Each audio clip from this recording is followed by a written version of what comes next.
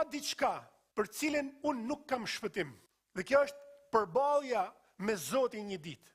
Atë ditë, tha Jezusi, çdo fjalë që keni nxjerrë nga goja juaj, do të jepni llogari për ta. Jo vepra, për çdo fjalë që keni nxjerrë nga goja juaj. Nuk e them këtë për më u friksu, por e them këtë se është një e vërtetë. Dhe e vërteta është që ne kena me i dhënë llogari Zotit atë ditë. Frika e Zotit është fillimi i urtësisë. Një njeri që ka një çmend në kokë, sa me kuptu se nëse unë tham një fjalë, se nëse unë baj një veprim, i cili sigurisht është në kundërshtim me drejtësinë e Perëndisë, me qëllimin e tij, me shenjtërinë e tij, atëherë unë do t'jap llogari për këtë.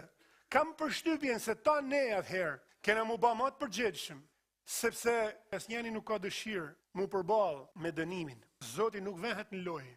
Nuk ka një njeri që nuk do të gjykohet me drejtësi absolute, të përsosur, sepse ai është gjykatës i drejtë. Ka vetëm një mënyrë për me i shpëtu gjykimit tij.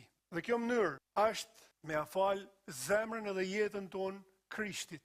Me jetu për të. Ai që jeton për mua nuk vjen në gjyq, por kalon nga vdekja në jetë.